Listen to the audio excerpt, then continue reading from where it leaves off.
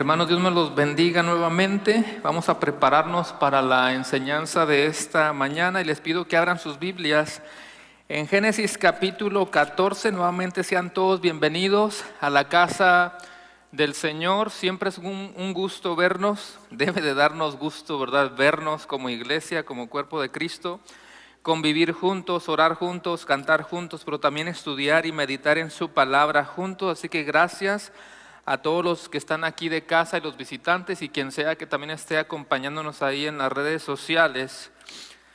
Quisiera hacer un super flash, así un recordatorio de lo que habíamos visto, hermanos, desde que Dios llamó a Abraham, para ir conectando las ideas. De hecho, lo que yo voy a predicar hoy está muy conectado o sigue el mismo hilo de lo que compartió nuestro hermano Saúl la semana pasada, a quien también le damos las gracias por compartir la palabra con nosotros.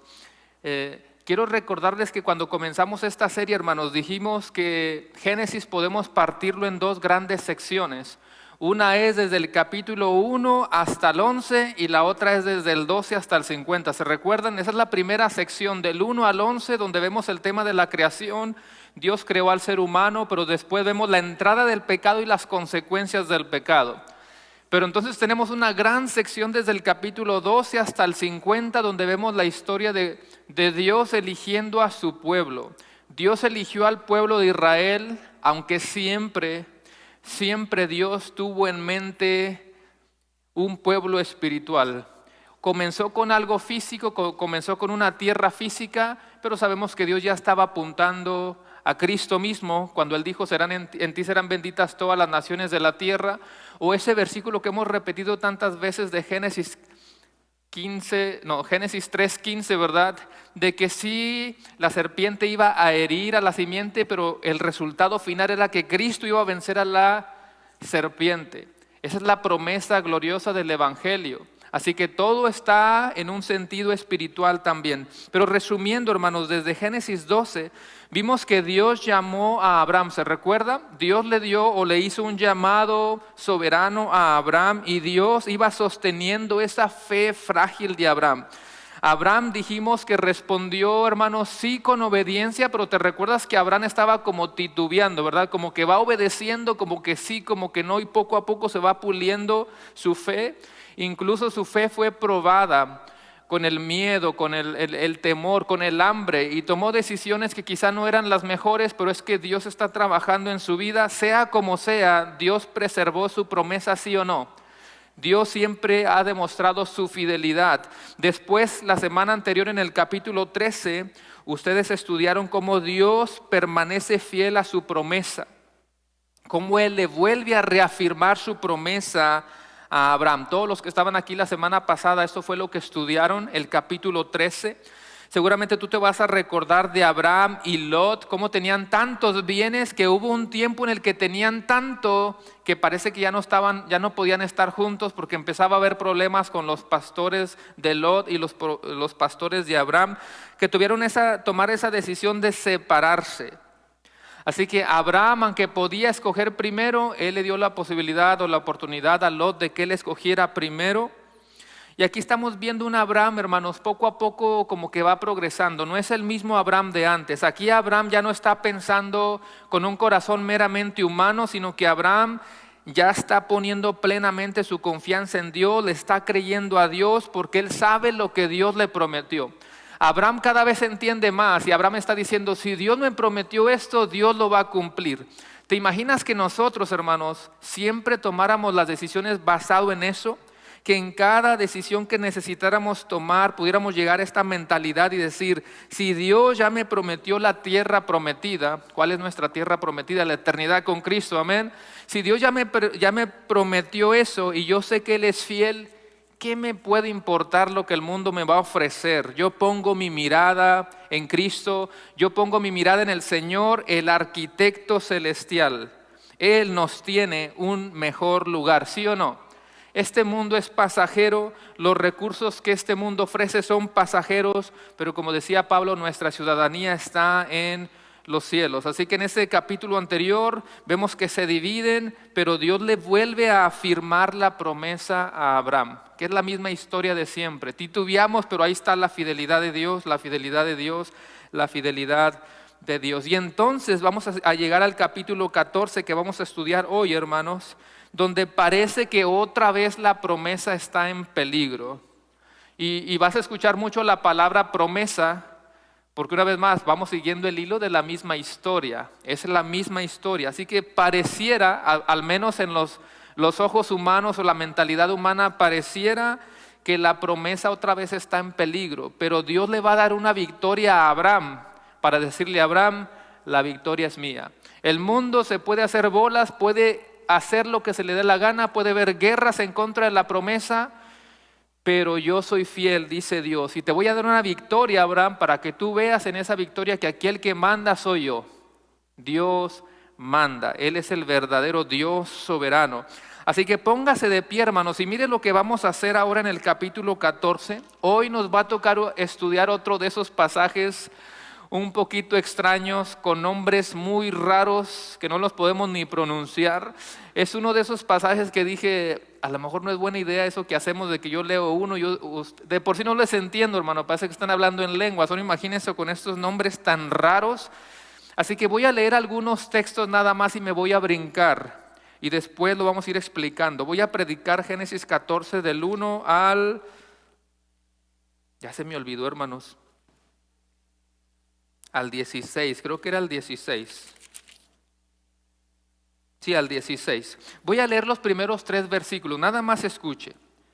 Dice, aconteció en los días de Amrafel, rey de Sinar, Arioc, rey de Elazar, Kedorlaomer, rey de Elam, y Tidal, rey de Goim, que estos hicieron guerra contra Vera, rey de Sodoma, contra Birsa, rey de Gomorra, contra Sinab, rey de Adma, contra Semever, rey de Seboim, y contra el rey de Bela, la cual es Zoar. Todos estos se juntaron en el valle de Sidim, que es el mar salado. Y antes de continuar, hermanos, quiero nada más recordarles que no siempre la Biblia está en un orden cronológico. Y si tú nada más leyeras, es más, le voy a dar la tarea de que lo lea en su casa del 1 al 16, a lo mejor te vas a sentir como que no entendiste mucho, como que está medio confuso. Ahora el versículo 4 es como que va a empezar a explicar lo que pasó en esos versículos primeros, los primeros 3. ¿Okay? Así que el versículo 4 dice, 12 años habían servido a Kedorlaomer y en el 13º se rebelaron. Y en el año 14 vino Kedorlaomer y los reyes que estaban de su parte y derrotaron a los refaitas. Y bueno, y hay una lista muy grande de todos los que ellos derrotaron. El punto es que hay una guerra, hermanos, y en esa guerra el ganador, el vencedor, no solamente le va a quitar todos los bienes al perdedor, sino que se van a llevar también ¿a quién? A Lot. Lot va a quedar atrapado y entonces alguien le va a dar la noticia a Abraham de que su sobrino ha sido capturado. Y luego podemos leer del versículo 13 al 16 para no hacerlo sufrir mucho. Dice el versículo 13, y vino uno de los que escaparon y lo anunció a Abraham el hebreo, que habitaba en Sinar de Manré, el amorreo, hermano de Escol y hermano de Aner, los cuales eran aliados de Abraham. Oyó Abraham que su pariente estaba prisionero y armó a sus criados, los nacidos en su casa, 318, y los siguió hasta Dan. Y cayó sobre ellos de noche, él y sus siervos, y les atacó, y les fue siguiendo hasta Oba, al norte de Damasco, y recobró todos los bienes, y también a Lot su pariente y sus bienes, y a las mujeres y demás gente. Ahora sí necesitamos orar, hermanos. Cierre sus ojos y clamemos al Señor. Señor, gracias nuevamente por tu palabra.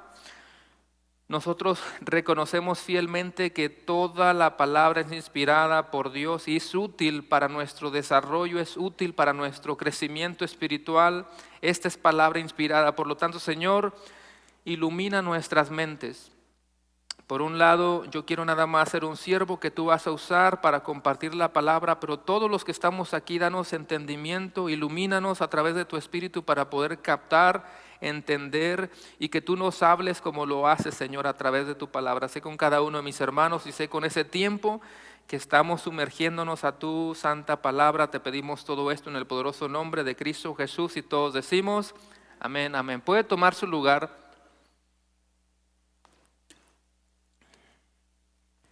Yo no sé si alguien se pudiera preguntar ahora mismo, ¿qué acabamos de leer? Tan bien que íbamos, tan bonito que íbamos con la historia.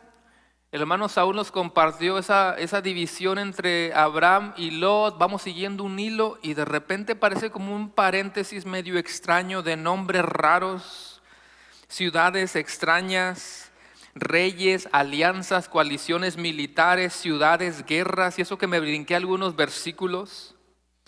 Así que, ¿por qué estamos hablando de un terreno físico? ¿Por qué estamos hablando de reyes? Si se supone que es algo espiritual la promesa a Abraham, ¿por qué estamos hablando de esto, hermanos? Así que antes de comenzar el sermón, déjeme utilizar unos minutitos para explicar un detallito acerca del llamado que Dios le hace a Abraham. ¿Estamos listos, hermanos? ¿Estamos listos, hermanos? Amén. Déjeme darle un detallito. Es más, voy a leer nuevamente la promesa en Génesis 12, que usted, yo sé que la sabe de memoria. Dice, pero Jehová había dicho a Abraham, vete de tu tierra y de tu parentela y de la casa de tu padre a la tierra que yo te mostraré. Versículo 2, y haré de ti una gran nación y te bendeciré y engrandeceré tu nombre y serás de bendición. Todos nos recordamos de eso, hermanos. Es la promesa que Dios le había hecho a Abraham. Vamos bien, Dios le hizo una promesa a Abraham. Esa promesa, hermanos, tiene tres ejes, como tres ángulos de los cuales podemos ver esa promesa, que son tierra, descendencia y bendición. Tú puedes encontrar todo eso en ese llamado. Tierra, descendencia y bendición. Analicemos esto brevemente antes de comenzar. Primero tierra, porque el texto dice, a la tierra que yo te mostraré. Ok, así que lo que vamos a estudiar en el capítulo 14 es como el primer comienzo de eso. Ya Abraham tiene una primera experiencia con algo terrenal. El pasaje, hermano, nos recuerda que la tierra prometida no es un terreno vacío y fácil. No tiene un letrero en la entrada que dice, bienvenido Abraham, esto te pertenece o esto es propiedad de Abraham. ¿Verdad que no? No, de hecho ya estaba ocupada esa tierra. Era una tierra dominada por poderes imperiales, por reyes agresivos que vamos a estudiar hoy y por guerras. Así que la promesa de la tierra parece humanamente hablando imposible. Yo quiero que tú empieces a conectar la promesa que Dios le dio a Abraham con Génesis 14. O sea, humanamente hablando ya nos topamos con un conflicto, porque Dios le prometió, te voy a dar esa tierra. Pero una vez más, esa tierra no dice, Abraham, bienvenido. No, ya hay gente malvada ahí. O sea, ya se topó con un primer problema. En segundo lugar, la promesa que Dios le da a Abraham tiene un eje que llamamos descendencia, porque dice, haré de ti una gran nación. Haré de ti una gran nación. ¿Qué entiendes por eso? Una descendencia, hermanos. Pero ¿cuál descendencia si Abraham todavía no tiene hijos? Nos vamos a topar con que Lot es el pariente más cercano que tiene hasta ese momento, ¿verdad? Es su sobrino. Así que pareciera que Lot, entre comillas lo digo, es el posible heredero a los ojos humanos. Parece que otra vez hay una barrera, porque la promesa, Dios le dice a Abraham, Abraham, te voy a dar una gran descendencia, pero lo más cercano que vemos hasta ahorita es su pariente Lot, y va a quedar atrapado. Así que parece que la promesa se está escurriendo, se está apagando, porque Abraham ni idea tenía. Abraham no se esperaba que Dios le iba a dar un hijo en su edad y su mujer siendo estéril, como ni tú ni yo no lo hubiéramos imaginado lo que le esperaba a Abraham. Pero tercero, esa promesa también tiene una bendición, porque dice, tú vas a ser de bendición a otros. Y también le dice, a los que te bendijeran, te bendeciré, y a los que te maldigan, maldeciré. Así que yo quiero que tú empieces a hacer esa conexión, hermanos, entre la promesa que Dios le dio a Abraham y este capítulo tan extraño que es el capítulo 14, porque si no, no lo vamos a entender. Hay una razón por la cual hay una tierra, una descendencia y una bendición. Ya Abraham se está topando con las primeras experiencias. Dios, tú me dijiste que me vas a dar una tierra, pero esa tierra ya está ocupada por pecadores, hay guerras, hay divisiones y están las luchas. Todo se trata, hermanos, de que parece que la promesa está en juego. Y lo dijimos en la clase, ¿verdad? ¿Es Dios fiel, sí o no? ¿Va a cumplir su promesa, sí o no? Así que humanamente podemos pensar algo. pero hermanos, por eso creemos en la soberanía de Dios, donde Él está controlando absolutamente todo. Y con esto en mente, entremos ahora sí al capítulo 14 y quiero compartir algunos puntos con ustedes. Y el primer punto que yo quiero compartir se llama, si alguien toma notas, un conflicto internacional que amenaza la promesa. Un conflicto internacional que amenaza la promesa. Y nada más para aclarar algo, hermanos, yo digo internacional, pero no se imagine como ahora que tenemos grandes continentes y países muy grandes, de largas distancias, no. Decimos un conflicto internacional, pero nos referimos a lo que en ese tiempo se le llamaba ciudad-estado. Estaban estructurados de esa manera, como algún tipo de condado, ciudad, un poco más pequeñas, a eso nos referimos. Así que una vez más, hermanos, no pierdas de vista que Dios le hizo una promesa a Abraham y todo lo que vamos a ver tiene que ver con obstáculos en la mentalidad del hombre, pero al mismo tiempo Dios es soberano. En este capítulo 14, hermanos, vamos a leer, como ya te diste cuenta, unos reyes, alianzas, rebeliones, guerras internacionales. Yo te pregunto, ¿ha cambiado hoy algo o seguimos igual? Si hay algo que podemos mirar en este pasaje, hermanos, es que la historia humana está marcada por el caos y la violencia, ¿cierto o no? ¿Qué no vemos hoy en el mundo lo mismo? Guerras, violencia, la Escritura nos había profetizado, se levantará nación contra nación, reino contra reino, hay guerras hasta el día de hoy. Y eso es lo que Abraham está experimentando, es con lo que se están topando ahora. El versículo 1 nos muestra, hermanos, las guerras, la violencia, el caos, gente que estaba en pecado, paganos adorando a dioses paganos, eran enemigos de Dios. Todos estos pueblos son enemigos de Dios y por lo tanto enemigos del pueblo de Israel. Analiza el versículo 1, que una vez más nos suena extraño, pero el versículo 1 dice: aconteció en los días de Amrafel, rey de Sinar, Arioc, rey de Elazar, Kedorlaomer, rey de Elam, y Tidal, rey de Goim. ¿Verdad que no reconocemos ninguno de esos nombres? Como, ¿de qué estamos hablando? Nunca había leído todo eso. Pero si en lugar de Sinar yo te digo Babilonia, en lugar de Elazar yo te digo Asiria, como que ya nos empiezan a sonar más familiares, ¿verdad? Que si han escuchado de Babilonia, han escuchado de Asiria, ya son nombres mucho más conocidos. Pero también sabes que si tú escuchas Babilonia, eso me recuerda algo negativo. Tiene una connotación negativa. Babilonia, Asiria, son lugares que han sido una figura o están representando la maldad, el pecado, la muerte, el mundo. Así que ellos son enemigos de Dios. Y en este pasaje, hermanos, se nos habla de una guerra. Hay una guerra entre reyes. De un lado están 4 reyes y de otro lado están 5 reyes. Cuando vamos a predicar un texto como este, hermanos, tenemos que tener cuidado también de no confundir mucho. No quiero sonar como una clase, por eso a veces me brinco algunos textos y trato de que lo visualicen un poquito mejor, porque si no, no vamos a entender mucho. De un lado tenemos, ¿cuántos reyes dije? 4 reyes, y del otro lado tenemos 5 reyes. Están aliados. Estos 4 reyes están aliados entre ellos, estos 5 reyes están aliados entre ellos. Pregunta: ¿acaso no es lo mismo el día de hoy?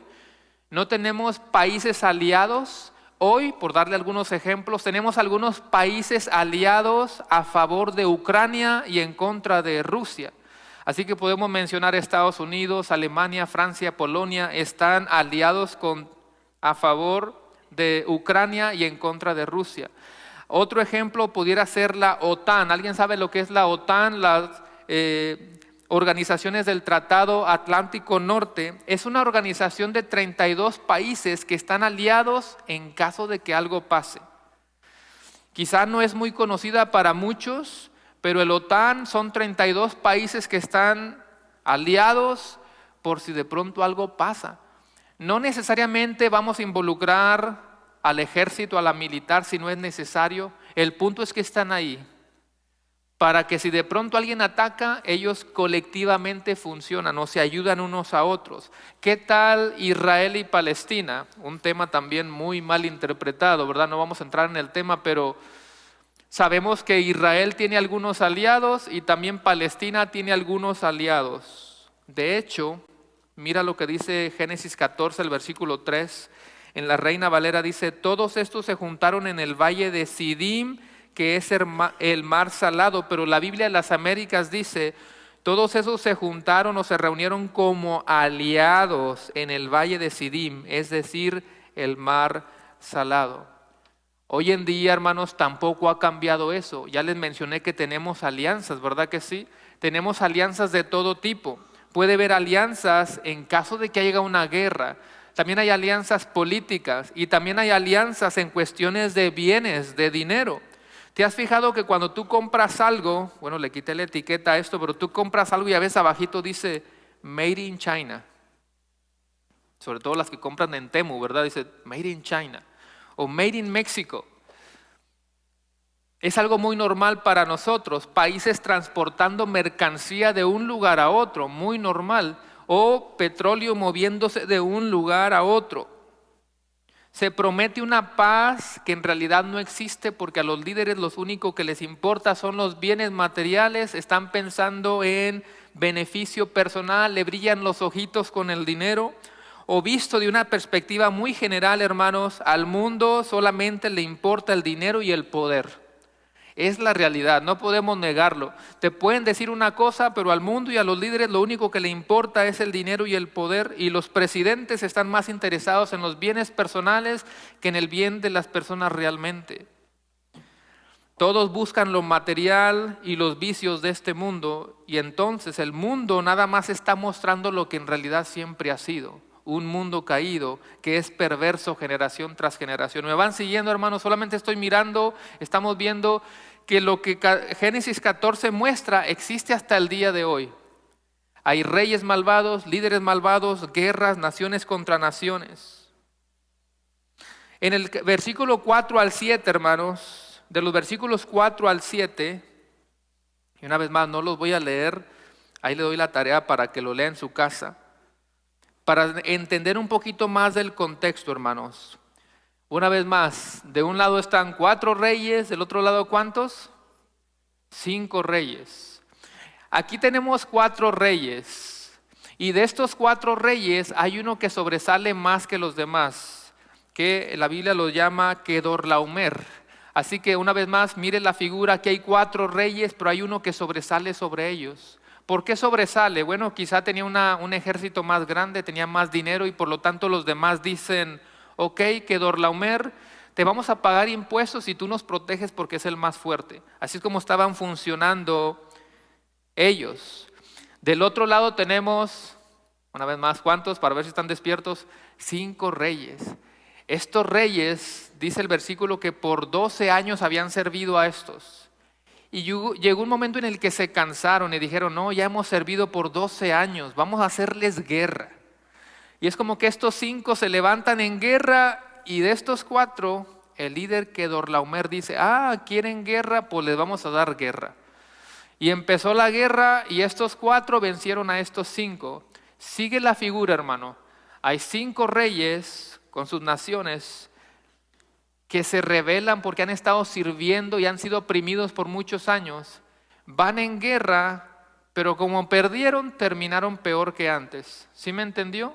Quisieron hacer guerra, pero el contrario enemigo los venció y terminaron perdiendo hasta lo poquito que tenían. Por eso fue que tuvieron que salir huyendo y quería que ustedes entendieran eso. Ahora leamos los versículos 8 en adelante.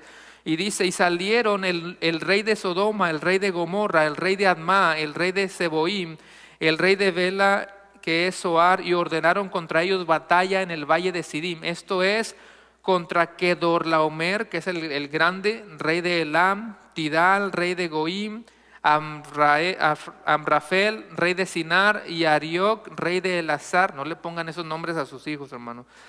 4 reyes contra 5. Y lo dice el versículo 10, el valle de Sidim estaba lleno de pozos de asfalto, y cuando huyeron el rey de Sodoma y el de Gomorra, algunos cayeron ahí y los demás huyeron al monte.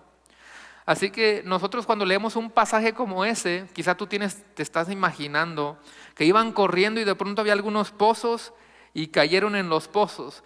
Muchos creen que realmente se refiere a un tipo de cuevas. Yo no sé cuántos han viajado al oriente, yo no he tenido la oportunidad de ir, pero dicen que todavía puedes mirar las cuevas entre las montañas. Así que más bien la figura es de que iban huyendo, iban corriendo y se toparon con algunas cuevas y quisieron esconderse ahí, pero de todas maneras los alcanzaron y les quitaron absolutamente todo, y algunos otros se alcanzaron a huir.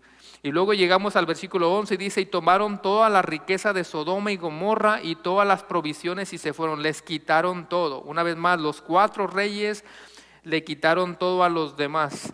Pero no solamente se trata de bienes materiales. Mira lo que dice el versículo 12. Tomaron también ¿a quién? Tomaron también a Lot, hijo del hermano de Abraham, o sea, el sobrino de Abraham, que moraba en Sodoma, y sus bienes, y se fueron. O sea, ya capturaron al sobrino de Abraham. Ya capturaron al sobrino de Abraham. No pierdas en tu mente, hermanos, que humanamente hablando, lo más cercano que tú y yo podemos ver como heredero es Lot. Y ahora está capturado. Recordemos un poquito lo que se habló la semana pasada. Dijimos que empezó a haber conflicto entre los siervos de Abraham y los siervos de Lot. Así que Abraham dijo: sabes que ya no podemos estar juntos, tenemos que separarnos. Y dice que Lot miró a lo lejos y miró una tierra fértil, verde, como la de Amarillo, ¿verdad? Texas, muchos árboles frutales, y dijo: aquí es. Abraham podía haber escogido primero, pero le da la oportunidad a su sobrino y él eligió lo que parece más próspero y más conveniente para su rebaño. Ahora, mire esto, hermanos. Entiendo que Lot es un personaje que podemos utilizarlo para ilustrar y decir: mira, Abraham está pensando muy bíblicamente, pero mira, Lot se dejó llevar por todo lo que el mundo le ofrece, y en un sentido es correcto. Él está mirando: este lugar le conviene a mi ganado, este lugar le conviene a mis pastores, y él se fue guiado por eso y tomó una decisión. Pero cuando Lot está tomando esta decisión, hermanos, él no sabe que se dirige a un lugar donde hay una perversión tremenda. Lot no sabe que se está caminando a un lugar donde están pecadores, paganos y dioses paganos, inmoralidad, idolatría y todo lo peor que tú te puedes imaginar. Y digo esto para que no vayan a pensar que Lot está participando de eso o que Lot está viviendo una vida inmoral. De hecho, eso nos lo aclara segunda de Pedro 2:7. No me recuerdo si este versículo lo puse en la pantalla o no, pero segunda de Pedro 2:7 dice: y libró al justo Lot, y abrumado por la nefanda conducta de los malvados, porque este justo que moraba entre ellos afligía cada día su alma justa, viendo y oyendo los hechos inicuos de ellos. Este texto, ¿de quién está hablando? Está hablando de Lot, y lo describe como el justo Lot, y en el versículo 8 lo vuelve a repetir: porque este justo. Lot es una persona justa que está viviendo en un lugar donde hay mucha inmoralidad. Cada vez que estamos predicando algo como esto, hermanos, nos da, quisiéramos tener el tiempo para explicar algunas cosas, porque ya en predicaciones anteriores hemos dicho que no hay justo ni aun uno, y aquí está diciendo el justo Lot. La Biblia dice que Lot era justo. Hace unos meses dijimos que Noé es justo. ¿Quién más? La Biblia también dice en Job que él es recto y temeroso, justo.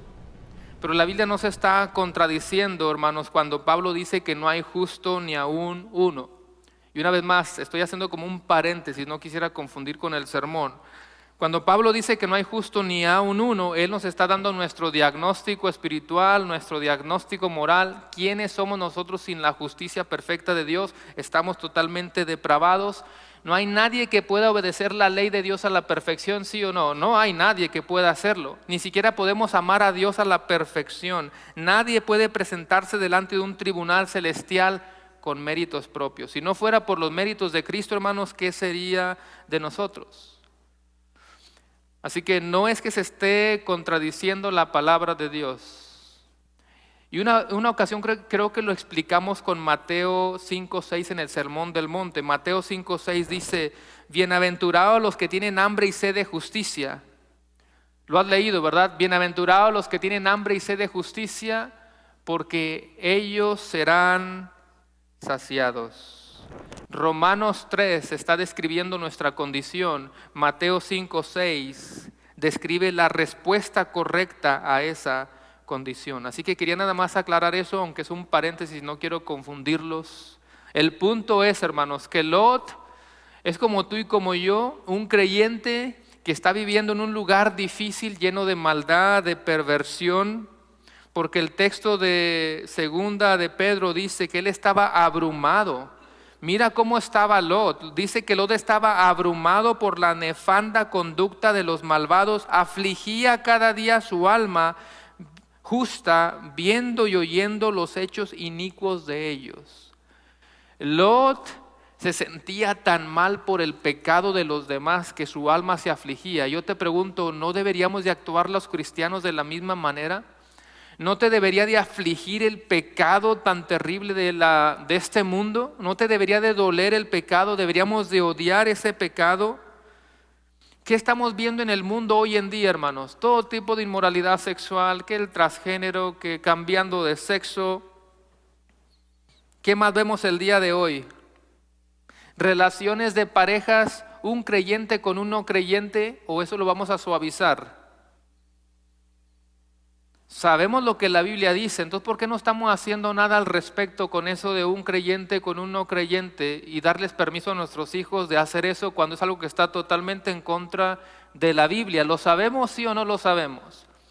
La Biblia lo dice, aunque no digan amén, la Biblia lo dice. Nos debería de doler el pecado como Lot, nos deberíamos de afligir en nuestra alma, porque si no sentimos nada por el pecado, entonces ¿a qué estamos jugando? ¿Somos o no somos?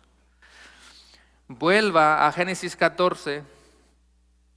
¿Están entendiendo algo, hermanos? Génesis 14 hay una guerra, muchas guerras, y por estar en guerra capturaron ¿a quién? A Lot. Y dijera el chapulín, ¿y ahora quién podrá defendernos? Si lo único que teníamos ya nos ha sido quitado. ¿Será que hasta aquí llegamos? Lot ha sido capturado por los reyes enemigos y al parecer la promesa ha sido capturada. Pues lo siento, hasta aquí llegamos, se terminó la promesa. Bueno, llegamos al segundo punto y el segundo punto dice la intervención de Abraham como libertador de Lot. La intervención de Abraham como libertador de Lot. Voy a leer nuevamente los versículos 13 al 16, hermanos, y dice: y vino uno de los que escaparon y lo anunciaron a Abraham el hebreo, que habitaba en el encinar de Manré el amorreo, hermano de Escol y hermano de Aner, los cuales eran aliados de Abraham. Oyó Abraham que su pariente estaba prisionero y armó sus criados, los nacidos en su casa. ¿Cuántos dice que eran?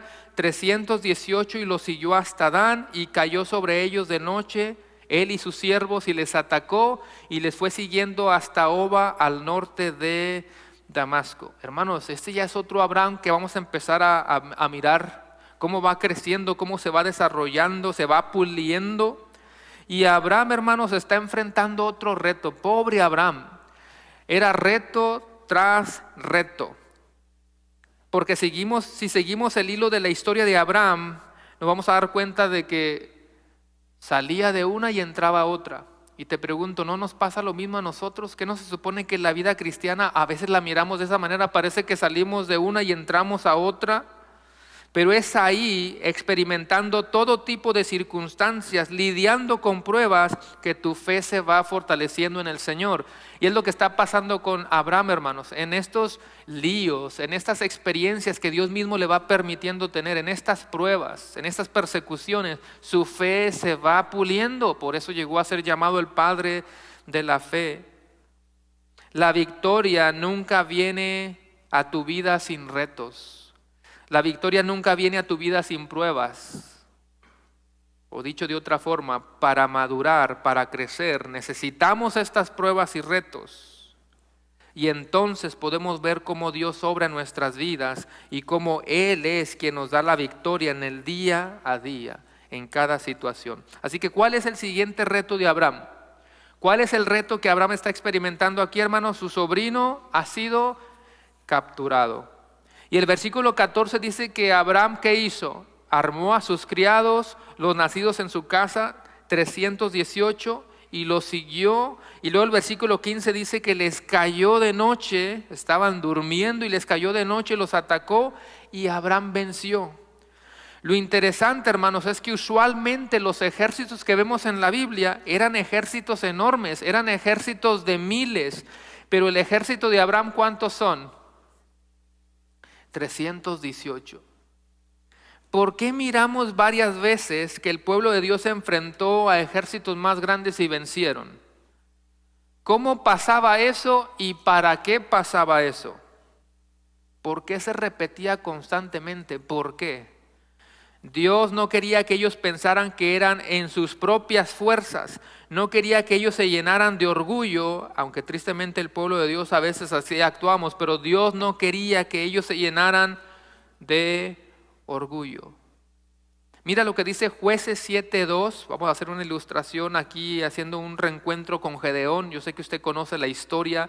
Jueces 7:2 dice: y Jehová dijo a Gedeón, el pueblo que está contigo es mucho para que yo entregue a los madianitas en su mano, no sea que se alabe Israel contra mí diciendo, mi mano me ha salvado. Nosotros ya conocemos el contexto de ese pasaje, hermanos. Gedeón va a enfrentar a los madianitas. ¿Se recuerdan cuánto era el ejército de Gedeón, hermanos? ¿Se recuerdan?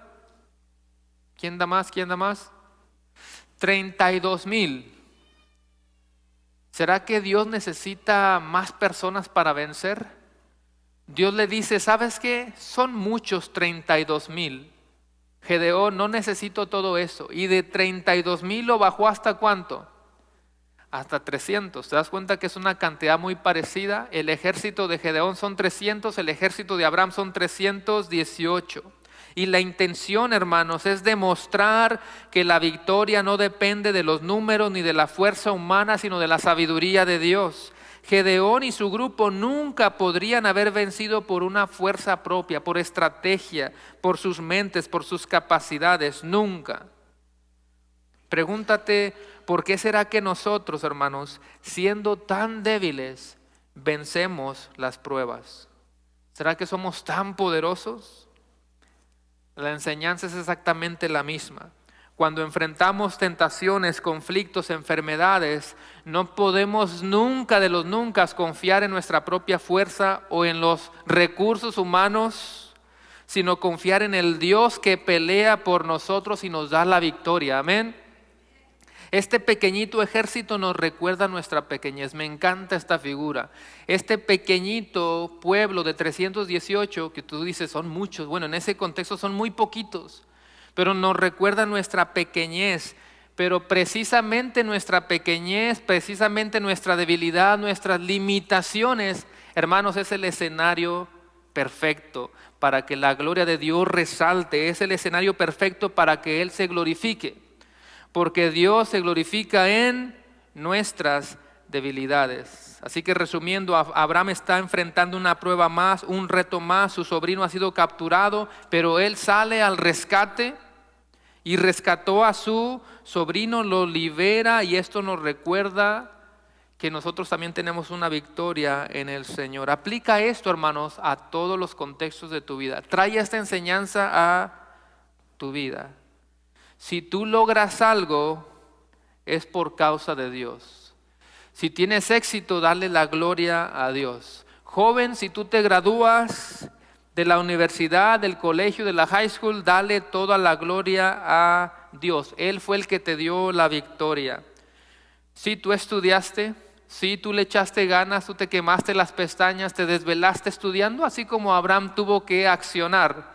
No fue una varita máquina, ¿verdad que no? Abraham tuvo que ponerse de pie, armar su ejército y caminar y salir. La responsabilidad del hombre. Tú estudiaste, pero al fin de todas las cuentas, dale toda la gloria a Dios, porque ese éxito es definitivamente una victoria que le pertenece al Señor. Ahora yo quiero que tú notes un detalle en el versículo 13. Nota que el versículo 13 dice, y vino uno de los que escaparon y lo anunció a Abraham el hebreo. Yo no sé si tú lo habías notado, pero es la primera vez que dice Abraham el hebreo. Anteriormente nada más decía Abraham, y ahora dice, y lo anunció a Abraham el hebreo. Hebreo significa cruzar, atravesar, el que viene de afuera. Anteriormente, repito, nada más decía Abraham, pero ahora hay una marcada distinción. Y yo creo que es esto, hermanos. En los primeros versículos vemos una lista enorme de reyes, gobiernos, reinos. Y ahora tenemos a Abraham el hebreo. No es ninguna casualidad que ahora diga Abraham el hebreo. Está marcando una distinción entre los que son enemigos de Dios y ahora Abraham el hebreo. Y esto es para marcar esa distinción, hermanos. En esta batalla ganó Abraham el hebreo. ¿Qué nos dice esto? Que ganó el Dios de los hebreos. Por lo tanto, aunque Abraham está siendo utilizado como un instrumento, la batalla y la victoria son del Señor. No nada más la victoria, hermanos, la batalla y la victoria son del Señor. Esto nos debe de llevar a darle toda la gloria a nuestro Señor. Así que en este segundo punto vemos a Abraham, un ser humano como tú y como yo, que toma acción y va y rescata a Lot. ¿Quién es el que nos da la victoria? Es Dios dándole la victoria física en ese momento porque está rescatando a Lot. Pero ahora quisiera en esta tercera sección, hermanos, mirar a Cristo el libertador. Estamos viendo a Abraham en una faceta diferente. Abraham está actuando como un libertador, ¿verdad que sí? Porque él rescató a alguien que estaba perdido, a alguien que estaba cautivado.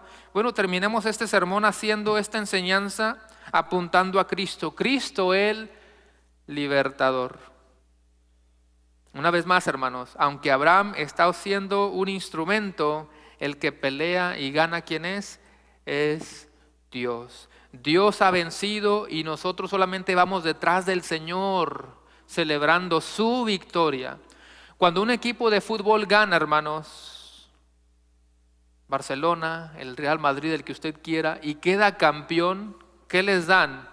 Una copa, ¿verdad? Así que ellos llevan la copa y quieren ir por la ciudad, a veces caminando o en un autobús, y van presumiendo la copa, ¿verdad? Y va toda la afición detrás de ellos cantando victoria.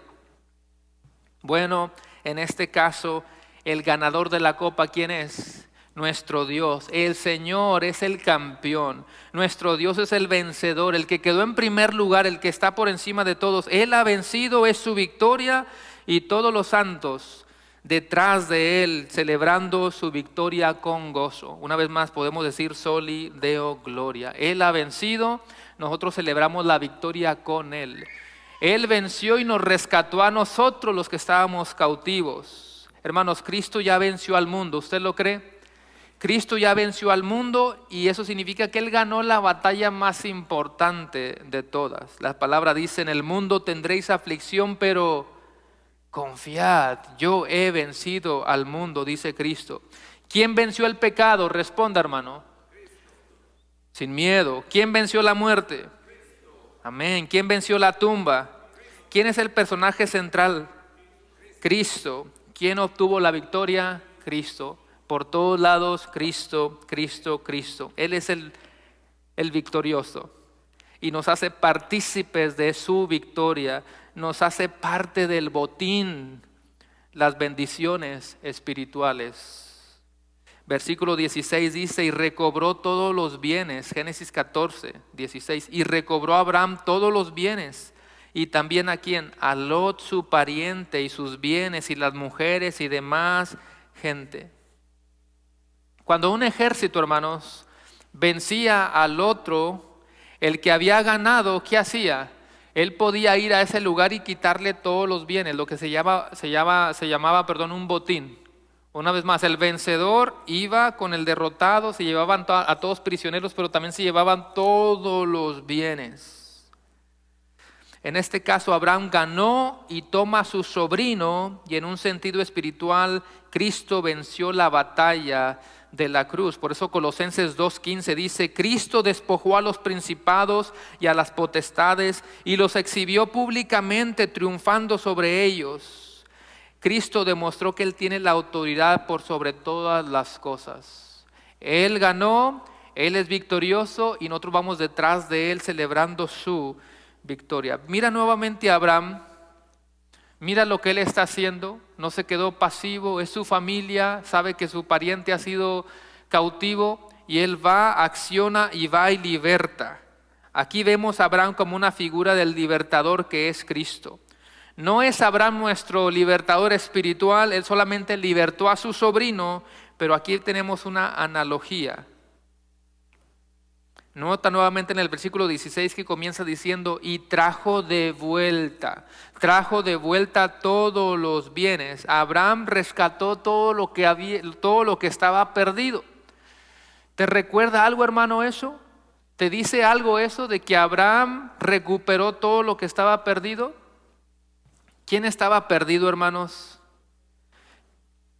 ¿Quién estaba esclavizado? Porque del Hijo del Hombre vino a buscar y a salvar lo que se había perdido. Nosotros somos los que estábamos perdidos y esclavizados por el pecado. ¿Quiénes? Todos, por cuanto todos pecaron. Nosotros somos los que hemos sido rescatados y el libertador es Cristo. Todos en un momento somos Lot. Hemos sido cautivos por el pecado, esclavos del pecado. Pero aquí viene uno que es mayor que Abraham, uno que nos liberta. No solamente de cuestiones físicas y materiales, nos liberta de nuestro pecado, nos liberta de nuestra maldad y podemos ser vencedores con él. Así que Abraham, hermanos, está liberando a su sobrino temporal y físicamente, pero Cristo te libera espiritual y eternamente. ¿Quién dice amén? Vaya conmigo a Lucas 4 y dice Lucas 4, versículo 18 y 19. Lucas capítulo 4. Versículo 18 y 19, y dice, el Espíritu del Señor está sobre mí, por cuanto me ha ungido para dar buenas nuevas a los pobres, me ha enviado para sanar a los quebrantados de corazón, a pregonar libertad a los cautivos y dar vista a los ciegos, a poner en libertad a los oprimidos. ¿Quién está hablando? Es Cristo hablándonos en este pasaje. Él vino, fue enviado como el libertador y él cumplió la obra que el Padre le envió a hacer cuando él dijo consumado es, y entonces también resucitó y está a la diestra del Padre. Dice que él vino a sanar a los quebrantados de corazón, a pregonar libertad, dar vista a los ciegos. Y yo te pregunto, ¿no somos estos nosotros, hermanos? Nosotros somos los quebrantados de corazón que él vino a sanar, somos los cautivos que hemos sido liberados, somos los ciegos que ahora podemos ver y oprimidos que hemos sido hechos libres en Cristo Jesús. Hebreos 2:15 dice, y librar a los que por el temor de la muerte estaban sujetos a la esclavitud durante toda la vida. Esa era nuestra triste realidad. ¿Cuántos aquí eran esclavos que han sido libertados por Cristo, hermanos? Es su victoria, es su batalla y es su victoria. Él la ganó, nos hace partícipes con él y celebramos su victoria. Hasta aquí el sermón, hermanos, pero quisiera concluir haciendo un llamado. ¿Te gustaría ser libre? Yo sé que estamos hablándole al pueblo de Dios, pero también quizá alguien no conoce al Señor en esta mañana. Y si alguien pregunta, ¿te gustaría ser libre? El otro responde, ¿pero libre de qué? Yo no creo que estoy esclavo. Y tendríamos que explicarte. Esas guerras entre esos reyes con los cuales comenzamos en Génesis 14, esas guerras son una muestra de las guerras en el día de hoy, de conflictos entre las naciones, entre los países, entre los presidentes, pero más que eso, son una muestra del pecado y sus consecuencias. Estamos estudiando Génesis, hermanos, y en el capítulo 3 miramos el pecado y sus consecuencias. Todo lo que miramos es todavía las consecuencias del pecado. Y tú sabes perfectamente en qué tipo de mundo vivimos. Y si alguien no conoce de Dios, yo te pregunto, ¿tú sabes eso perfectamente? ¿Sabes en qué tipo de mundo vivimos? ¿Sí o no? Tú prendes las noticias y es noticias malas, malas, malas. Un mundo lleno de maldad, de mentira, de odio, de pecado. Y tú estás en medio de ese problema, como ese Lot En medio de toda la maldad que miraba a sus alrededores, tú eres ese Lot. En medio de todo ese pecado, tú has sido capturado, estás esclavizado. Y tú sabes que has buscado libertad en muchas maneras en este mundo y das vuelta y no llegas a nada. ¿Por qué? Pues porque lo estás buscando en el lugar equivocado. Estás buscando en los recursos que este mundo te ofrece.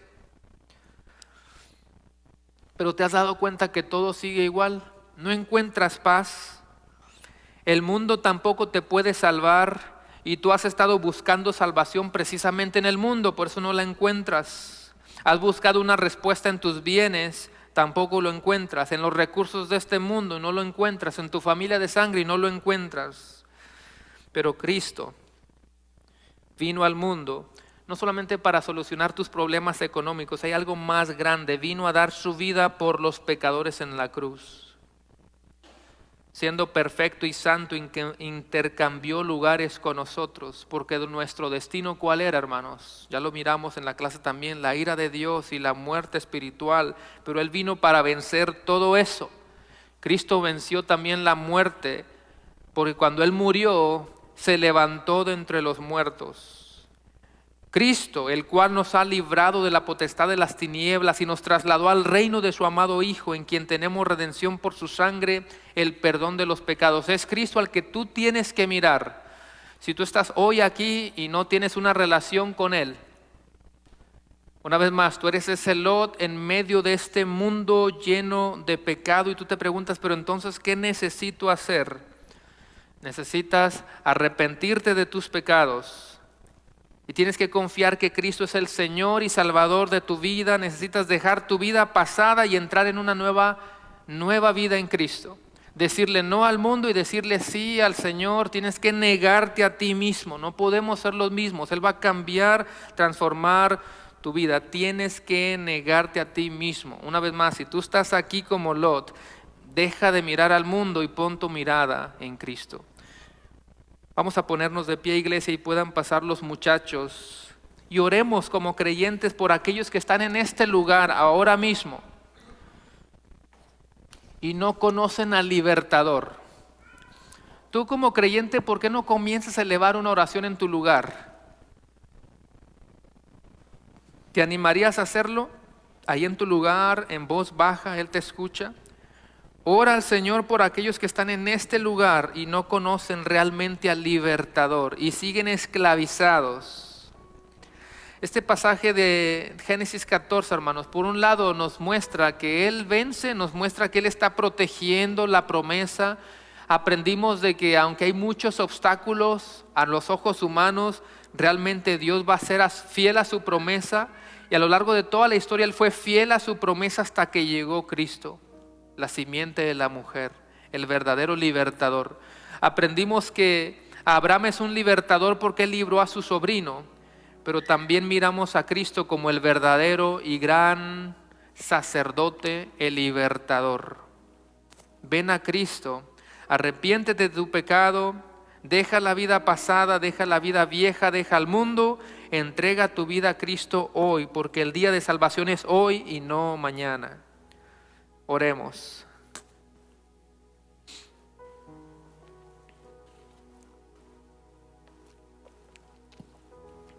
Gracias por tu palabra, Señor. Gracias por hablarnos. Gracias porque incluso en algo que es histórico, todo se vuelve un mensaje para tu iglesia. Por un lado, como creyentes podemos recordar al verdadero libertador, que ya nos ha librado de la esclavitud, a uno que es mayor que Adán, a uno que es mayor que Moisés, a uno que es mayor que Noé, uno que es mayor que Abraham, que Isaac y de Jacobo, aquel que se le dio un nombre que es por sobre todo nombre. Él es nuestro libertador, lo creemos y lo afirmamos, hemos sido transformados por gracia. Pero Señor, también queremos hacer un clamor por todos aquellos que están aquí o a nuestros alrededores. Oramos por la comunidad de Amarillo, por todos aquellos que no han conocido al verdadero libertador. Oramos por todos aquellos Lots que están en medio de un mundo de maldad y muchos de ellos participando de esa maldad porque todos somos pecadores. Para que tu Espíritu los ilumine, les abra los ojos y al abrirle los ojos puedan ver la condición terrible en la cual ellos se encuentran y cuál es su destino. Y entonces, Señor, puedan conocer al verdadero libertador y para que tu gracia sea imputada en nosotros, tu justicia sea imputada en nosotros y ahora el Padre nos mire a través del Hijo. Oramos por todos ellos para que si es tu voluntad y en el tiempo perfecto tuyo, ellos vengan al conocimiento de la verdad. Ayuda a esta iglesia para seguir siendo una luz, como ese faro de luz en un océano lleno de oscuridad y que esa luz sea tu palabra. Gracias, Señor, por lo que tú nos permites hacer. Te pedimos todo esto en el poderoso nombre de Cristo Jesús. Amén, amén. Cantemos al Señor.